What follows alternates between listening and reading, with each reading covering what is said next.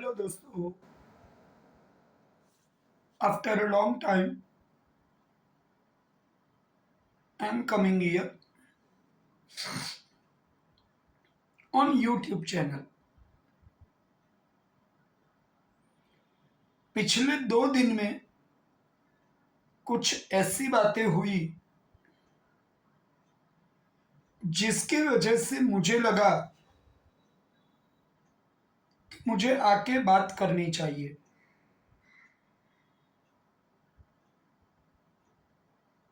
मेरी बात का मतलब समझ गए होंगे। देश में कुछ ऐसी घटनाएं हुई है राजकीय स्तर पर जिससे मुझे बात करने के लिए आने के बारे में सोचना पड़ा। कल दोपहर से मैं इसके बारे में कुछ एनालिसिस कर रहा था कि मोदी जी के अपनी पार्टी के इतने नंबर्स क्यों कम हुए।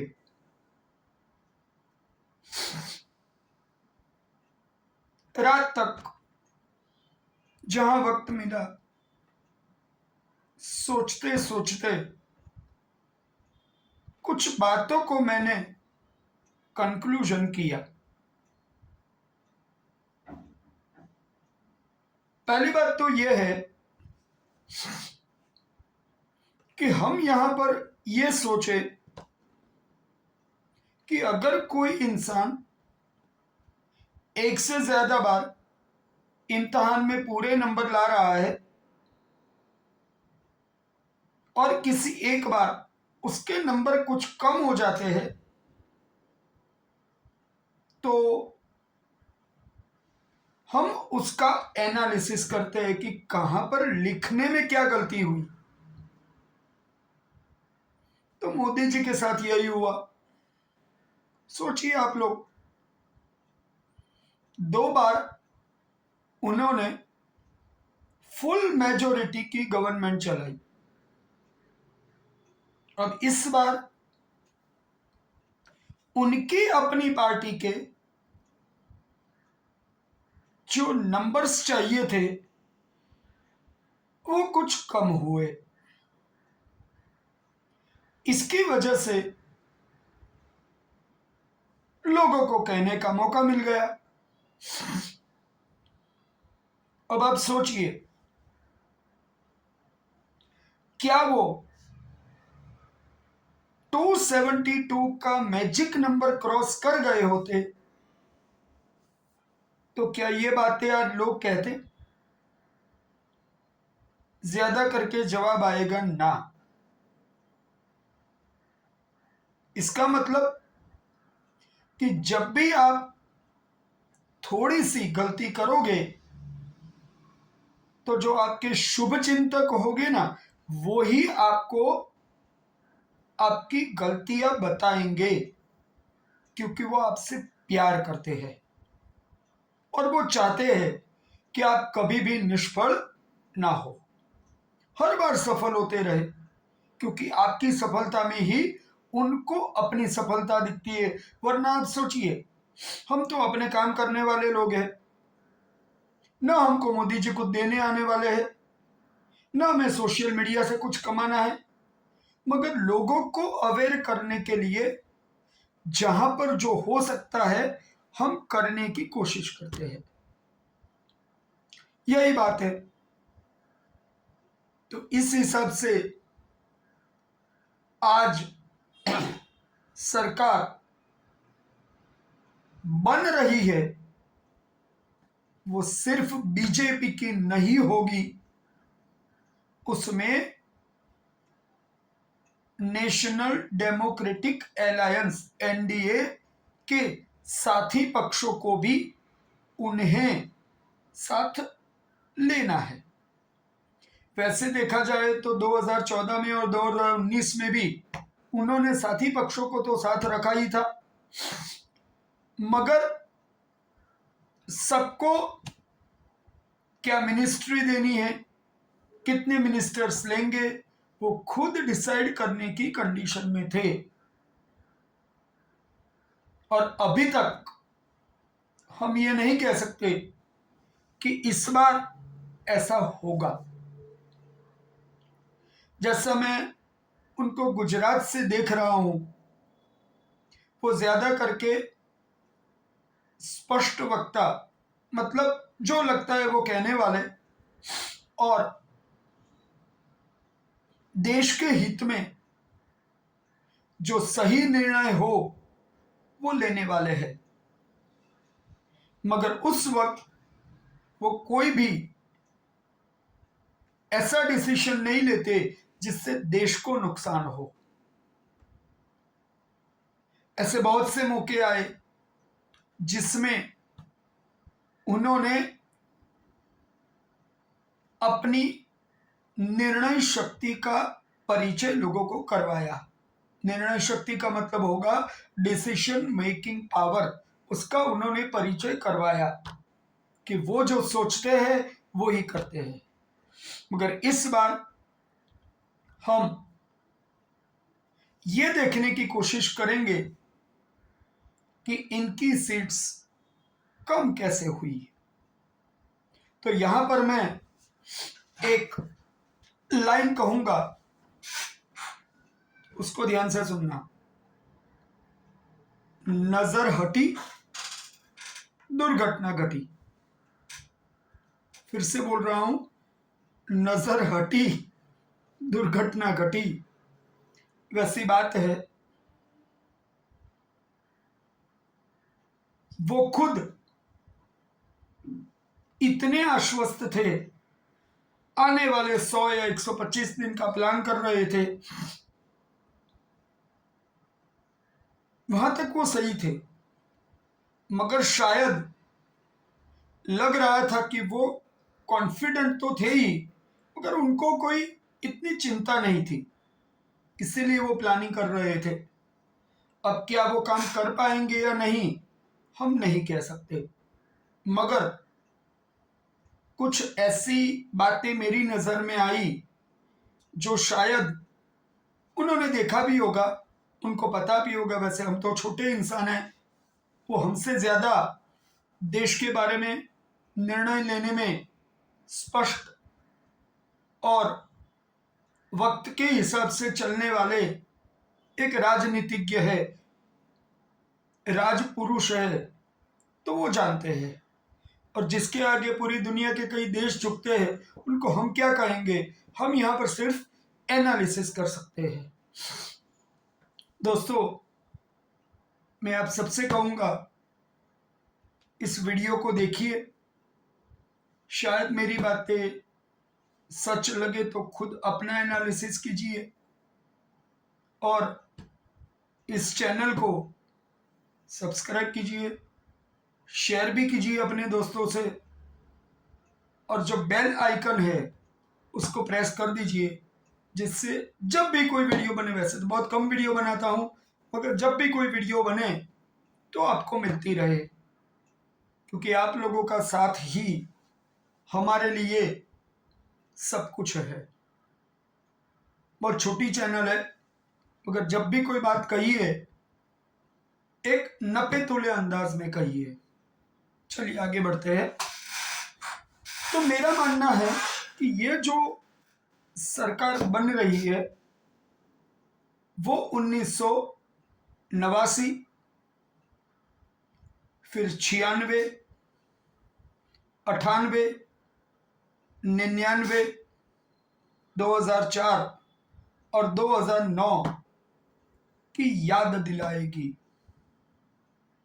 बहुत से लोग जो बहुत यंग जनरेशन के होंगे, उन्होंने तो इन दिनों को देखा ही नहीं होगा, जबकि इस देश में रात में उठ के नींद से उठा के किसी को प्राइम मिनिस्टर बना दिया जाता था। तो कोई ऐसा प्राइम मिनिस्टर भी आया जो 4 महीने चला, अच्छे लोग भी आए, और वाजपेयी जैसे लोग भी थे जो एक अजात शत्रु थे, जिनका कोई विरोधी नहीं था। भारत रत्न अटल बिहारी वाजपेयी जी, इनको कहा जाता है कि गठबंधन की सरकारें वही चला सकते थे। We must proud for him. तो मोदी जी को शायद ये नया सीखने का मौका मिलेगा। वैसे तो कहा जाता है जिंदगी हर वक्त पे कुछ नया सिखाती रहती है, सिर्फ आपको सीखने की इच्छा या तैयारी होनी चाहिए। तो इनके साथ यही होने वाला है, क्योंकि मैंने इनको गुजरात में 2001-2 से जब वो दिल्ली गए तब तक यहाँ पर पूर्ण बहुमत की सरकार चलाते देखा। 2014 में जब वो प्राइम मिनिस्टर बने तब वो इलेक्ट होके आए, और इलेक्ट होके आने वाले पूर्ण बहुमत की सरकार के वो भी 30 साल के बाद पूर्ण बहुमत की सरकार के वो प्राइम मिनिस्टर थे। सीधे प्राइम मिनिस्टर बनने वाले, जिन्होंने कभी भी दिल्ली की शासन व्यवस्था में मंत्री या संसद सभ्य बन के भी काम नहीं किया था, ऐसे राज पुरुष थे। उन्होंने 2 बार ये काम किया, मगर पूर्ण बहुमत के साथ। मगर इस बार जब थोड़े नंबर्स अपने कम पड़े तो अब सोचने की जरूरत पड़ी है। चलिए तो थोड़ा विश्लेषण आगे बढ़ाते हैं। एक तो यहां पर यह देखना पड़ेगा कि इसके अंदर कुछ पॉजिटिव भी आया, कुछ नेगेटिव भी है, मगर मैं पॉजिटिव को ज्यादा देखता हूं। इसलिए मैंने एक बात तो आपको कही कि अब मोदी जी को गठबंधन की सरकार चलाने का अनुभव भी होगा। दूसरी बात, इस इलेक्शन के अंदर पंजाब भले एक भी सीट बीजेपी को नहीं मिली, मगर उसका वोट शेयर मतलब उनको वोट देने वाले लोग 10% से 11% के करीब थे पहले, अब वो 16% या उससे ऊपर गए। मतलब पंजाब में बीजेपी ने अपना वोट शेयर बढ़ाया। एक और बात, आंध्र प्रदेश, वैसे तो 1984 में आंध्र प्रदेश में एक मेंबर ऑफ पार्लियामेंट, संसद सभ्य आया ही था, मगर इस बार 3 member of parliament Andhra Pradesh से आए। एक और स्टेट साउथ इंडिया का केरला, तो केरला के अंदर भी एक member of parliament Andhra Pradesh से, केरला से आए। जहां पर आज तक कभी भी सनातन धर्मियों की न कभी सरकार तो दूर की बात है, एक मेंबर नहीं निकलता था, आज वहां से एक मेंबर ऑफ पार्लियामेंट आ रहा है। या आज के एक दिन में नहीं बना है।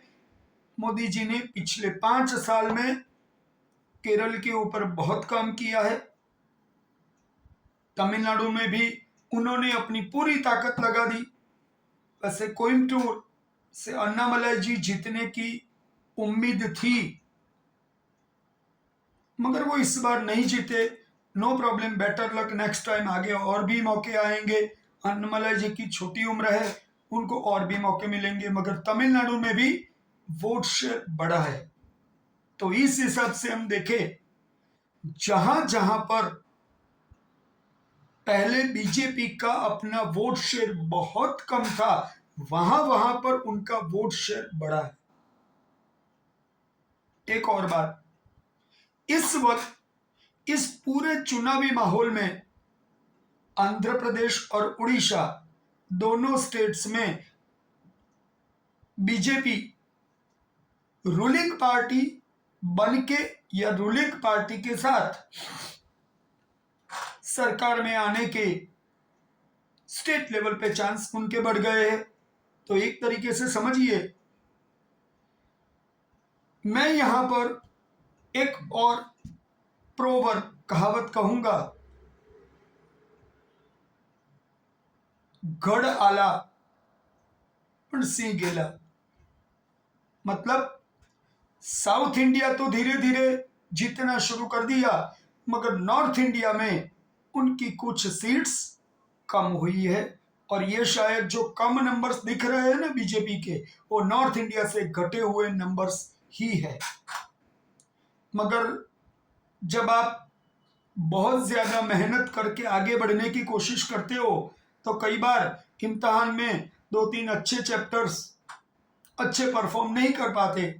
वैसा ही अभी हुआ है कि इस वक्त वो परफॉर्मेंस नॉर्थ इंडिया में इस बार नहीं दिखा जो साउथ इंडिया के ऊपर मेहनत की गई। इसीलिए मैंने शुरुआत में आपको एक प्रोवर्ब कहावत कही थी। क्या कहा था? नजर हटी दुर्घटना घटी। मतलब नॉर्थ इंडिया के ऊपर तो विश्वास था, मगर साउथ इंडिया में नंबर्स बढ़ाते बढ़ाते नॉर्थ इंडिया के नंबर्स गंवा चुके। और इसी वजह से जहां पर पहले बीजेपी पूरा पावर रखती थी वहां पर उसके नंबर्स कुछ कम हुए, और इसीलिए आज बीजेपी को दूसरों का सहारा लेने का वक्त आया है, ऐसा लग रहा है। वैसे सब तो वही जानते होंगे, हम सिर्फ यहां बैठ के एनालिसिस कर सकते हैं। एक और बात देखते हैं कि नॉर्थ इंडिया में ऐसे कौन से स्टेट्स है जहां पर इनके नंबर्स कम हुए। अब देखिए, मैं थोड़ी नेगेटिव्स की बात भी करूंगा, मतलब क्या लॉसेस हुए। तो देखो, हरियाणा में उनके लॉस हुआ, राजस्थान में उनकी सीट्स कम हुई, यूपी जो पूरी तरह से इस देश के लिए शासन व्यवस्था का आधार बनता है, वैसे कहा जाता है कि भारत की शासन का सत्ता की बागडोर, ये सत्ता जब भी आती है इस देश में वो उत्तर प्रदेश से होके आती है। इस देश में जो भी प्रधानमंत्री दिए ज्यादा करके वो सारे उत्तर प्रदेश से आए हैं। चाहे इंदिरा जी की बात करें, चाहे जवाहरलाल नेहरू जी की बात करें, या मोदी जी की बात करें, या अटल बिहारी वाजपेयी जी की बात करें, ये सब उत्तर प्रदेश से आए। तो इस हिसाब से हम देखें तो उत्तर प्रदेश में इनके नंबर्स सिर्फ इस बार 40 से नीचे है। तो ये एक इनके लिए, मतलब बीजेपी के लिए एक वार्निंग साइन है। कहने को तो लोग ये कहेंगे कि योगी जी की जो रूलिंग सिस्टम थी, वो रूलिंग स्टाइल था, शासन करने की उनकी पद्धति, उसके अगेंस्ट में लोगों का गुस्सा था। मगर बहुत सी बातें ऐसी होती है जो सिर्फ एनालिसिस की जा सकती है। हम वहां पर बैठ के हमने वो काम नहीं किया जो उनको करना पड़ा, इसलिए हम वो सच नहीं जान सकते। मगर फिर भी अगर सोचे तो एक बात यूपी से नजर आई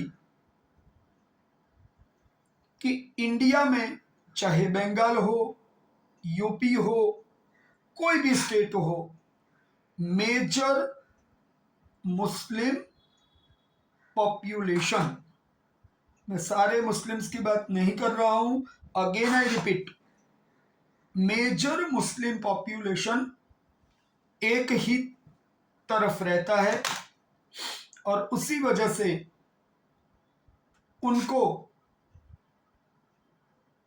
जो बीजेपी की अगेंस्ट में है उनकी फेवर में जहां पर जो स्ट्रांग है उनके साथ वो रहते हैं। वैसे देखा जाए तो इस देश में बहुत से मुस्लिम गरीब भी है, और ये गरीब किसी वजह से है, किसकी वजह से नहीं है, ये डिस्कशन में मुझे अभी नहीं जाना है। मगर ये मुस्लिमों की गरीबी का फायदा कुछ लोगों ने उनके सेंटिमेंट्स को बहका के किया हुआ है। ओवैसी जैसे लोग भी है, अभी उनकी बात नहीं करनी है मगर मैं उनको ब्लेम तो करूंगा।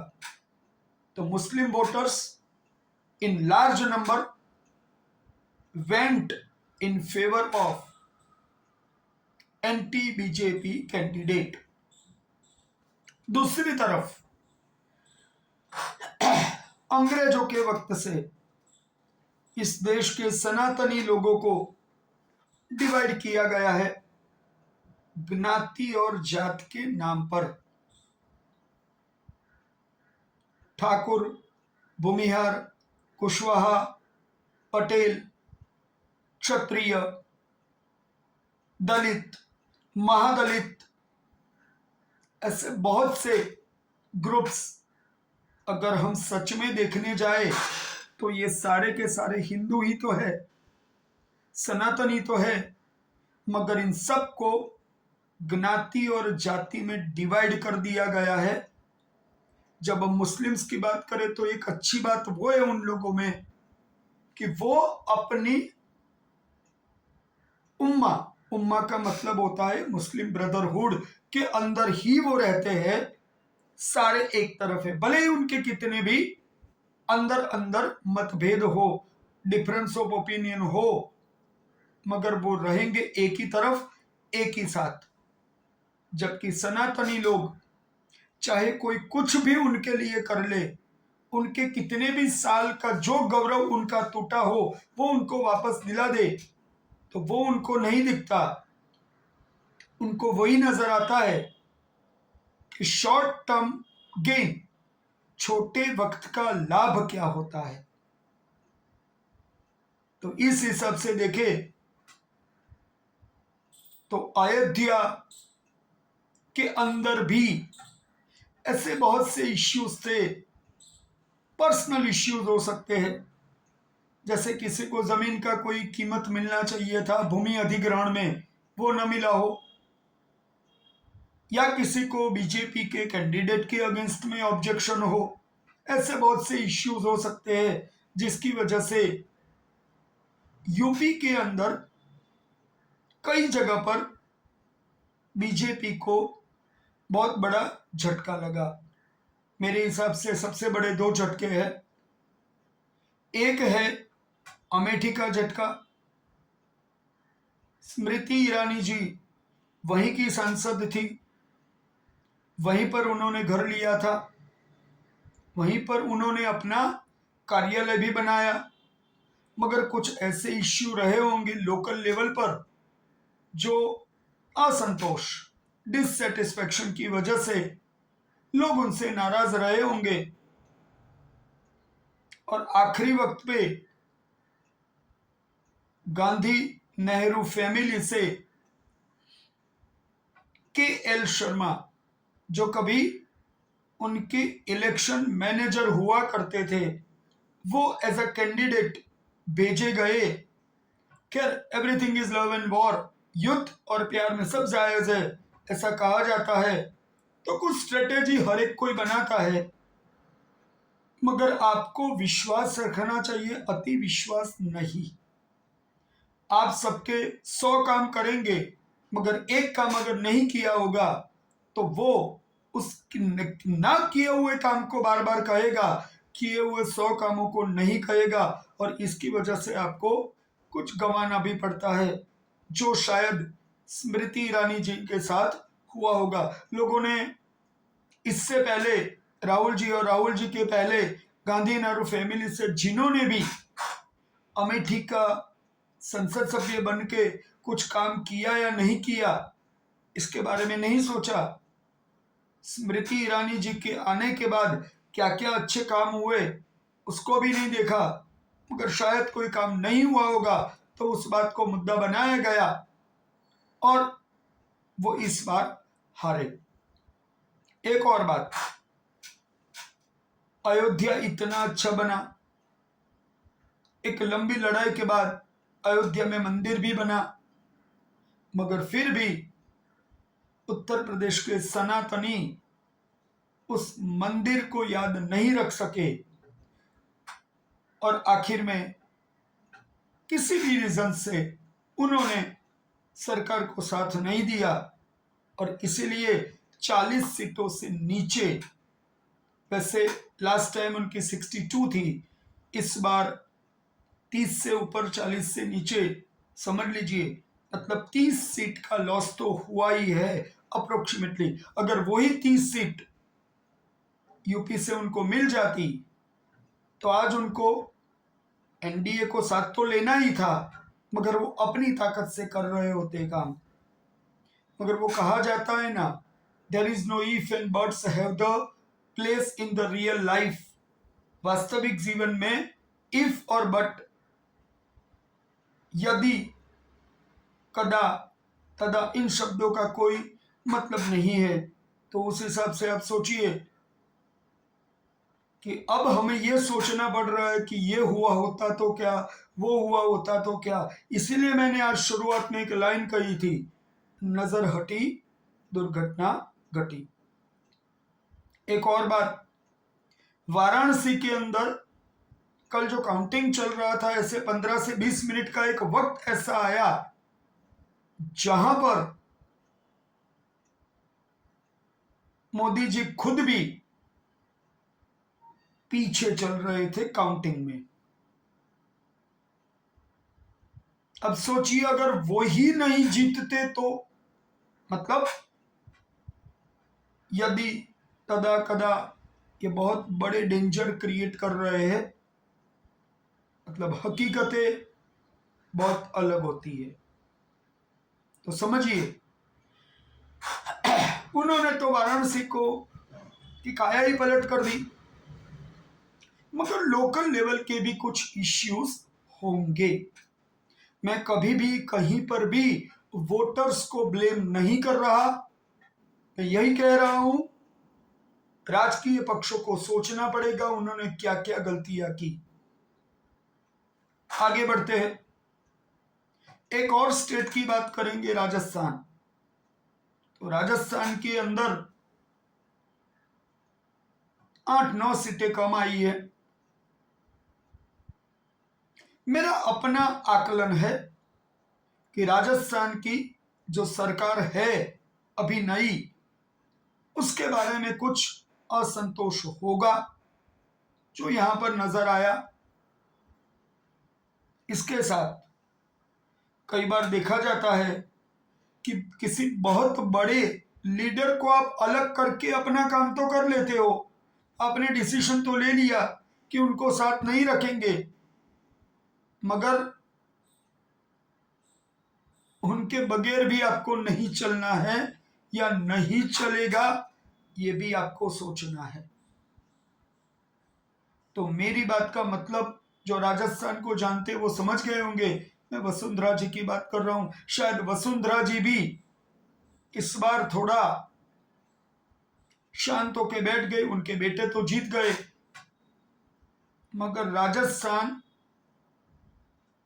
की सीटें जीता के दिल्ली में भाजपा की अपने नंबर्स बढ़ाने में वो थोड़ी निष्क्रिय होके बैठ गई, इनएक्टिव होके बैठ गई। और ये भी एक बहुत बड़ा कारण हो सकता है। अगर हम हरियाणा की बात करें तो हरियाणा के अंदर खट्टर साहब को लास्ट मोमेंट पे जो हटाया गया, खैर उसके अंदर तो सिर्फ ये मेरा मानना है कि खट्टर साहब के होने से फायदा होता या नहीं वो हम नहीं कह सकते। वैसे अभी सैनी साहब है, वो भी अपना काम कर रहे हैं, मगर खट्टर साहब 10 साल के बराबर स्टेट को चला रहे थे। वैसे देखा जाए तो वहां का कास्ट कॉम्बिनेशन हरियाणा के जाट लोगों का होना चाहिए था, ऐसा आज तक का इतिहास कहता है हरियाणा का। मगर इसके बाद भी नॉन जाट को उन्होंने वहां पे बिठा के उनको वहां की सिस्टम का एक पार्ट बनाया था। मैं बात कर रहा हूं मोदी जी ने खट्टर साहब को जब बिठाया तब।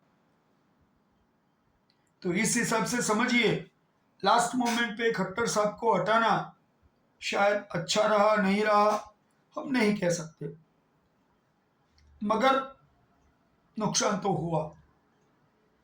जाट काफी हद तक, पिछली बार हुए किसान आंदोलन, इस बार हुए पहलवानों के आंदोलन में जाट लोगों को जो उकसा के जोड़ा गया, ऐसे बहुत से इश्यूज ने इंडिविजुअल लेवल पर लोगों को इनएक्टिव किया होगा, ये मेरा मानना है। एक और बात, ईडी और सीबीआई का उपयोग, फिर ये था या नहीं, ये रीजन था या नहीं, मैं नहीं कह सकता, बट ये मैं देख रहा हूं कि कितने वक्त से ईडी और सीबीआई का जो भी यूज हुआ वो अगेंस्ट ऑपोजिशन पार्टी के लीडर्स के अगेंस्ट में हुआ। ऐसी हवा चलती रही, लोग भी ये मानते रहे, लोग ये सोचते भी रहे, कई जगह पर बातें बाहर नहीं आती। वैसे केजरीवाल खुद जिम्मेदार है, इसमें कोई सवाल नहीं, मगर महाराष्ट्र की एक घटना में याद करवाऊंगा। वैसे तो शिंदे साहब शिवसेना का एक फ्रैक्शन अलग करके उनके साथ आए थे। शिंदे साहब के साथ फडणवीस साहब ने भी बहुत मेहनत भी की, बहुत ज्यादा अच्छा काम भी किया, मगर इस मोमेंट पे मैं इस बात को थोड़ा एक सेंटिमेंटली बात करूंगा कि अजित पवार साहब को खुद उप प्रधानमंत्री बनना था। तो जब शिवसेना नहीं टूटी थी, तब सुबह 5 बजे से पहले जब सरकार बनाई गई, वो भी पवार साहब के साथ बनी थी। पूरे 50 घंटे भी वो सरकार नहीं चली थी, सबको याद होगा। वही पवार साहब को लेके आया गया, एनसीपी तोड़ी गई, टूटी या तोड़ी गई जो भी हुआ। तो पवार साहब करप्टेड थे या नहीं, अभी भी वो क्वेश्चन मार्क है, मगर उस घटना ने महाराष्ट्र के लेवल पर भी एक डेंट किया है। डेंट का मतलब होगा नुकसान पहुंचाया है। तो उस हिसाब से आप सोचिए कि लोकल लेवल पे छोटे छोटे इश्यूज बहुत बड़े बन जाते हैं। तो आप देश के लिए क्या करते हैं, वो कई बार इतना इंपॉर्टेंट है, फिर भी लोग अपने लेवल पर हुए इश्यूज को ज्यादा इंपॉर्टेंस देते हैं, और आप देश को छोड़ के अपने लेवल पर होने वाले इश्यूज से देश को आने वाले 5 या 10 सालों के लिए कितना नुकसान पहुंचाते हैं, वो आप भी नहीं कह सकते। इस पूरे कम नंबर्स के इंसिडेंट की वजह से मुझे ये लग रहा है कि परिवारवाद जिंदा हो गया। अखिलेश यादव, लालू यादव और गांधी नेहरू फैमिली को अभी जिंदगी मिली है वापस पॉलिटिक्स में खुद को सरवाइव करने के लिए। अब आने वाले वक्त में वो कितना सरवाइव करेंगे या नहीं करेंगे हम नहीं कह सकते, मगर मुझे लग रहा है कि उनको एक सरवाइव करने का मौका मिल गया। तो इस हिसाब से देखे तो इस पूरे इलेक्शन ने बहुत सी बातें हमको सिखाई कि आप कोई ऐसा डिसीजन न ले जिससे आपका साथीदार भी नाराज हो जाए। शायद बहुत से बीजेपी के वर्कर इस बात से नाराज हुए थे कि बाहर से लोगों को लाया जा रहा है और उनकी वजह से वो लॉस कर रहे हैं। जिंदगी भर वो चद्दर ही बिछाते रहेंगे क्या। वैसे तो मोहन यादव जी को देखे तो समझ आता है कि बीजेपी एक ही ऐसी पार्टी है जिसमें छोटे से छोटा वर्कर ऊपर आ सकता है। मोहन यादव जी, नरेंद्र मोदी जी, बीजेपी के अंदर कभी भी परिवारवाद शासन व्यवस्था के अंदर पूरे तरीके से नहीं आया और नहीं आएगा, मगर फिर भी कार्यकर का अपना नाराजगी या गुस्सा थोड़ा बाहर आ जाता है। एक और बात, थोड़ा वीडियो लंबा हुआ है मुझे भी लग रहा है, मगर मैं एक बात को पूरा किए बगैर इस वीडियो को नहीं रोकूंगा। शायद इस बार किसी एक बड़े लीडर ने आरएसएस के बारे में जो कहा था वो याद रखना है। दोस्तों, इस भारतीय जनता पार्टी के बनने से पहले जनसंघ हुआ करता था, हिंदू महासभा भी थी, मगर इन सबका एक पेरेंट बॉडी, मदर ऑर्गेनाइजेशन, मातृ संस्था थी और है राष्ट्रीय स्वयंसेवक संघ। खुद मोदी जी भी वहीं से आए हैं, खट्टर साहब भी वहीं से आए हैं, नितिन गडकरी जी भी वहीं से आए हैं। आज की बीजेपी के जो मेन फ्रंट लीडर्स में जो भी है वो आरएसएस से आए हैं। उम्मीद करता हूं कि आरएसएस इनएक्टिव नहीं रहा होगा, मगर ये माना जाता है कि आरएसएस के कुछ वर्कर्स साइलेंट हो चुके थे। तो दोस्तों याद रखना, आज की कांग्रेस की बदहाली के लिए जिम्मेदार अगर गांधी नेहरू फैमिली है, तो साथ साथ ये भी है कि कांग्रेस का एक सेवा दल हुआ करता था, जो उसका एक बेसिक बॉडी था, जो गांव गांव तक कांग्रेस को पहुंचाता था, वो टोटली खत्म कर दिया गया।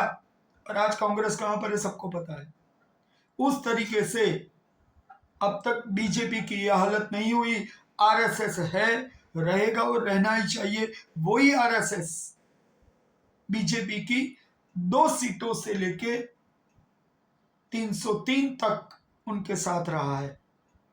उम्मीद करते हैं कि आरएसएस ना उनको छोड़ा है ना उनको छोड़ेगा, मगर शायद उनके कुछ नाराजगी हुई है, तो उस नाराजगी को खत्म करने की कोशिश करनी चाहिए, क्योंकि पिता या माता के बगैर बेटे या बेटी की कोई जिंदगी नहीं होती। तो जो आपके बेज में है उसको मत भूलिए, वही आपका आधार है और आधार बनेगा। थैंक यू दोस्तों, आज मैंने मेरा एक ओपिनियन देने की कोशिश की है। इसके साथ मैं थोड़ा क्लियर कर दूं, मैं सिर्फ राष्ट्रवादी हूं। मैं कोई किसी पार्टी के लिए कुछ भी नहीं बोल रहा, मगर देश के भले के लिए जब दिल में दर्द आता है तब बात कर रहा हूं। मोदी जी न मुझे कुछ देने वाले हैं न मुझे कुछ देते हैं, मगर इस देश की विकास की जो गति थी, स्पीड, वो थोड़ी सी रुक गई, ऐसा मुझे लग रहा है। उम्मीद करते हैं कि इस बार गठबंधन की राजनीति को चलाते चलाते मोदी जी उसको भी पूरा करेंगे और इस देश को तीसरी महाशक्ति आर्थिक रूप से बनाने का जो ध्येय लेके चले हैं और 2047 का विकसित भारत का ध्येय लेके चले हैं, वो उसको पूरा करेंगे। यही उम्मीद के साथ मैं आज का वीडियो पूरा करता हूं। फिर से कहता हूं दोस्तों, अगर ये वीडियो अच्छा लगा है और आप चाहते हैं कि मैं इसी तरीके से बात करता रहूं, तो मेरे वीडियो को लाइक कीजिए, शेयर कीजिए और मेरी चैनल को सब्सक्राइब कीजिए। Thank you.